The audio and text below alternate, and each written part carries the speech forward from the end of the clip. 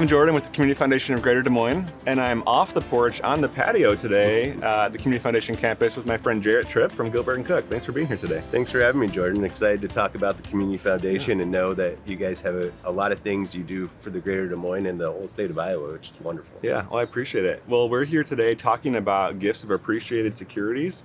And just for simplicity, that can be a mouthful. When we talk about appreciated securities today, I'm just going to simplify it. I know that that's stocks, mutual funds, ETFs that have grown in value. But for today, we're just going to talk stocks. And that's what we're really getting at is appreciated securities in general. And you at Gilbert & Cook do a great job of talking with your clients about gifts of stock.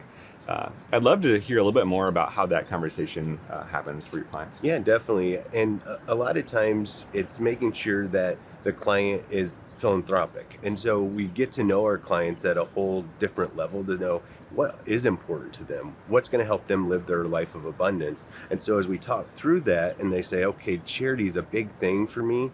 And here locally, especially if they want to support the Greater Des Moines Community Foundation, which has an outreach to tons and tons of charities here in the state, it seems like a good fit because they can take those appreciated stocks, put them in a donor advised fund, and now they're able to gift for longer periods of time opposed to just saying, I'm going to do a one-time gift to this charity. And hopefully those assets keep appreciating, and so it'll be even better for them in the future. Right. And you mentioned the donor advised fund, which is something that you at Gilbert & Cook do a lot of. You can give directly to a nonprofit with a gift of stock, but why is the donor advised fund such a key tool for you? I think it's a key tool because clients don't always know who they can give to either. And so then when we partner with the Community Foundation, all of a sudden they see, wow, here's a whole list of nonprofits and charities that we're able to give to. The nice thing also is they can give that appreciated stock into their donor advised fund and don't have to pay the capital gains taxes on it. So I think that's a win-win for them, the charity, and then also helping the Community Foundation manage all those assets and make sure that they're going to the right places that they need to be.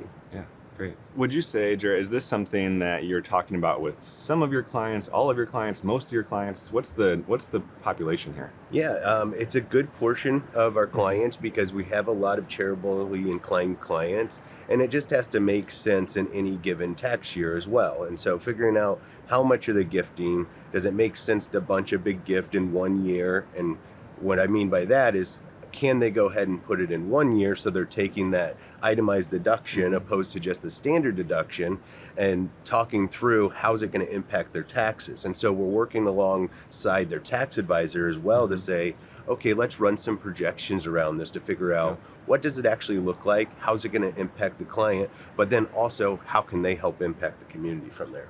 Yeah, great. Well, we had this long run of really good stock market. In the last 18 months have been a little bit more rocky. In the last few months, how has your conversations around gifts of stock changed, or maybe it hasn't? It hasn't that much because we have had the last 18 months that's been rocky, but you go back to the previous 10 years before that, and there's still a lot of appreciation in clients' portfolios. A lot of times also clients worked for one specific company, and so they're very heavy in that company. And the benefit of putting it in the donor advised fund is now we don't have to be tied to that one stock. And the nice thing is we get a charitable deduction, don't pay long-term capital gains on that stock, but also now we can invest in a lot of different securities that allow those funds to grow for charities for years and years to come and don't have to put all our eggs in one basket in that single stock. Yeah, great. Well, Jerit, I really appreciate you spending some time with us today. Thank you for listening in. If you've got more questions about gifts of stock or donor advised funds or community foundation support of your clients in general, feel free to reach out. Thanks so much.